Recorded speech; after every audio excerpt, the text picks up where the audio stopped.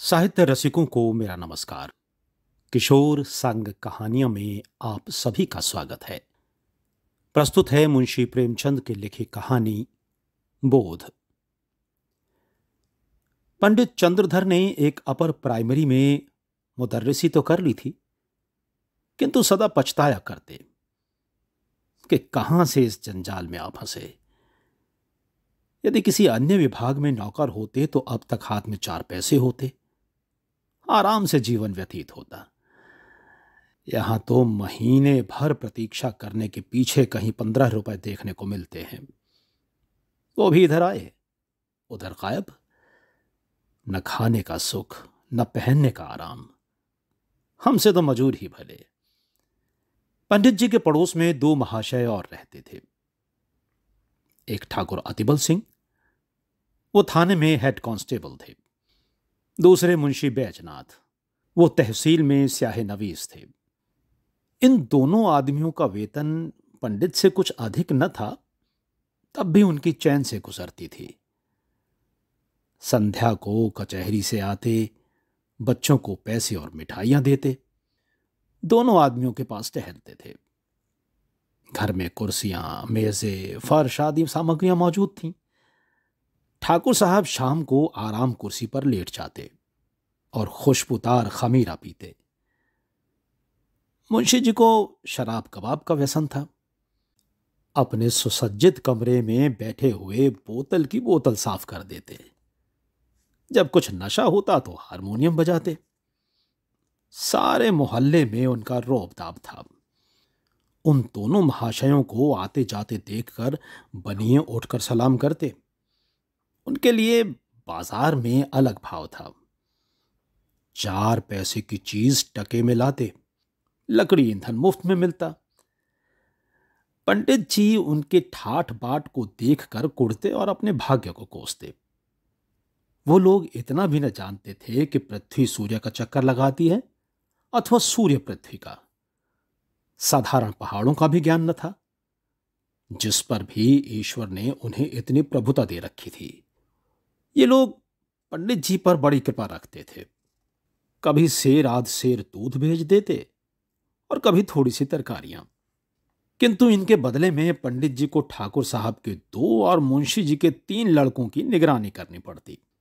ठाकुर साहब कहते, पंडित जी, यह लड़के हर घड़ी खेला करते हैं, जरा इनकी खबर लेते रहिए। मुंशी जी कहते, ये लड़के आवारा हुए जाते हैं, जरा इनका ख्याल रखिए। ये बातें बड़ी अनुग्रहपूर्ण रीति से कही जाती थी, मानो पंडित जी उनके गुलाम हैं। पंडित जी को यह व्यवहार असह्य था, किंतु इन लोगों को नाराज करने का साहस न कर सकते थे। उनकी बदौलत कभी कभी दूध दही के दर्शन हो जाते, कभी अचार चटनी चख लेते। केवल इतना ही नहीं, बाजार से चीजें भी सस्ती लाते। इसलिए बेचारे इस अनीति को विष की घूंट के समान पीते। इस दुर्अवस्था से निकलने के लिए उन्होंने बड़े बड़े यत्न किए थे। प्रार्थना पत्र लिखे, अफसरों की खुशामदी की, पर आशा पूरी ना हुई। अंत में हार कर बैठ रहे।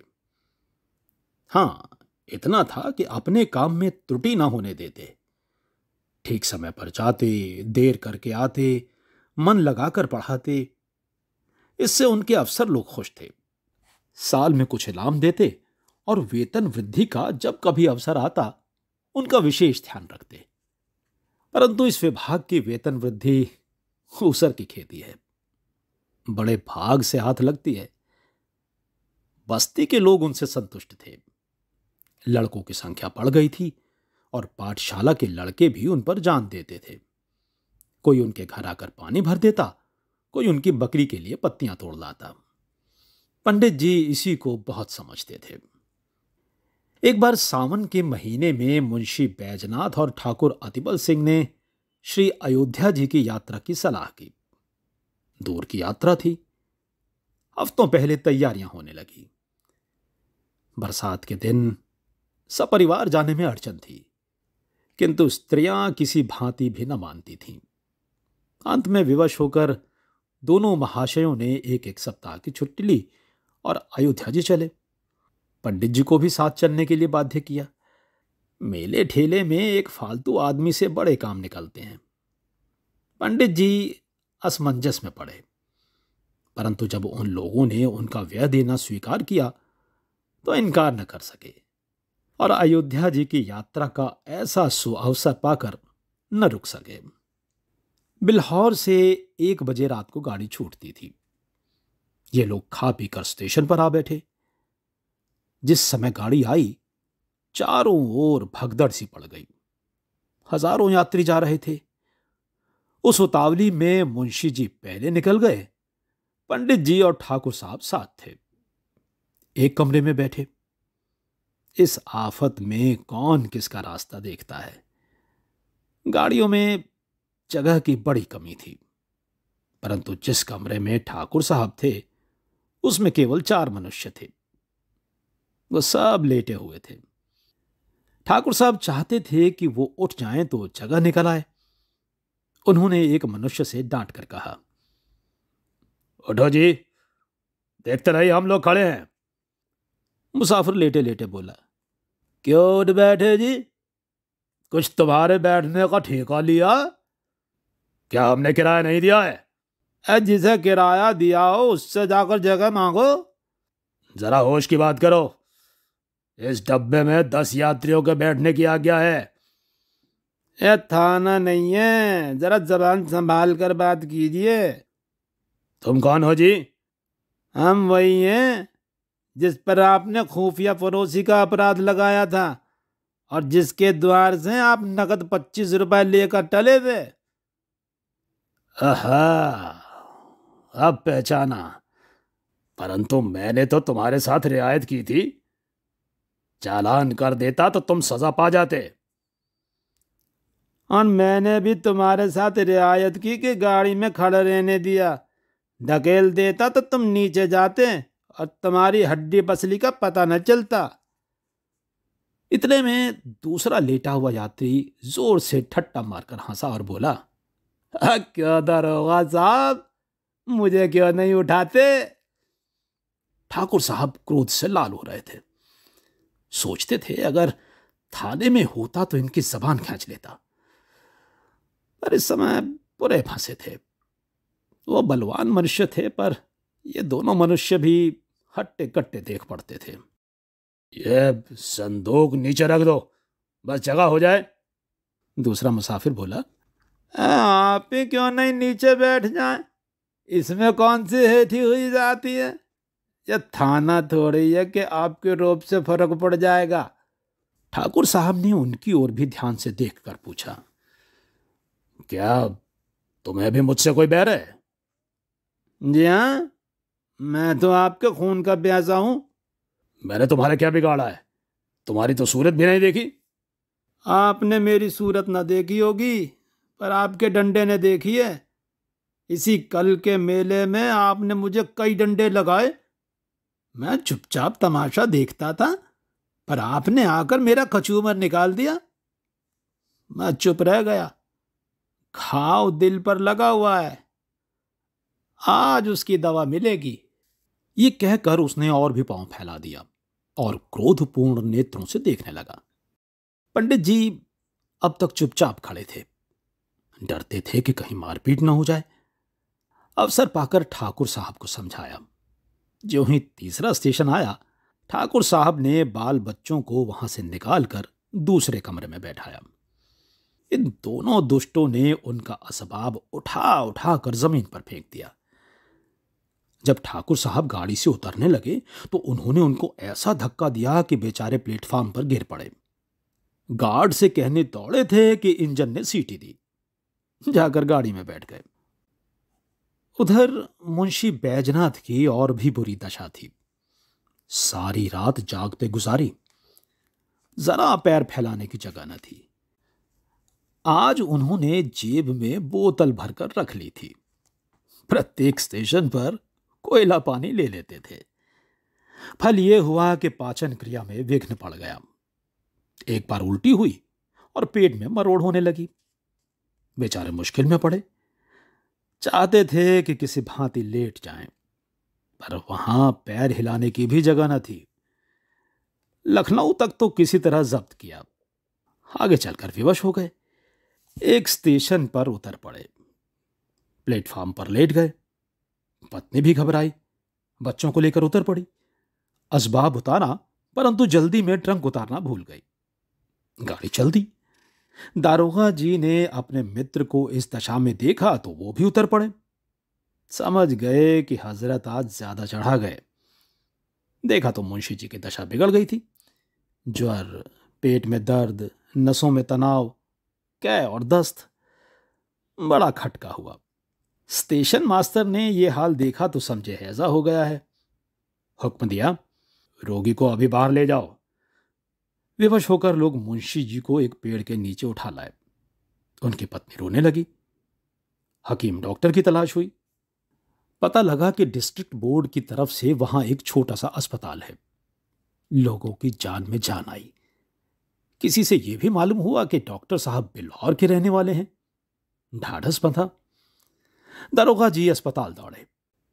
डॉक्टर साहब से समाचार कह सुनाया और कहा, आप चलकर जरा उन्हें देख तो लीजिए। डॉक्टर का नाम था चोखेलाल। कंपाउंडर थे। लोग आदर से डॉक्टर कहा करते थे। सब वृत्तांत सुनकर रुखाई से बोले, अब सवेरे के समय मुझे बाहर जाने की आज्ञा नहीं है। तो क्या अब मुंशी जी को यहीं लावें? हाँ, आपका जी चाहे लाइए। दरोगा जी ने दौड़ धूप कर एक डोली का प्रबंध किया। मुंशी जी को लाद कर अस्पताल लाए। जो ही बरामदे में पैर रखा, चोखेलाल ने डांट कर कहा, ऐसे के रोगी को ऊपर लाने की आज्ञा नहीं है। बैजनाथ अचेत तो थे नहीं। आवाज सुनी, पहचाना। धीरे से बोले, अरे ये तो बिल्हौर के ही हैं। भला सा नाम है, तहसील में आया जाया करते हैं। क्यों महाशय, मुझे पहचानते हैं? जी हाँ, खूब पहचानता हूं। पहचान कर भी इतनी निष्ठुरता? अरे मेरी जान निकल रही है, जरा देखिए मुझे क्या हो गया। हाँ, ये सब कर दूंगा, और मेरा काम ही क्या। फीस? दरोगा जी बोले, अस्पताल में कैसी फीस जनाबे मन? वैसे ही जैसे इन मुंशी जी ने मुझसे वसूल की थी जनाबे मन। आप क्या कहते हैं, मेरी समझ में नहीं आता। मेरा घर बिल्हौर में है, वहां मेरी थोड़ी सी जमीन है। साल में 2 बार उसकी देखभाल को जाना पड़ता है।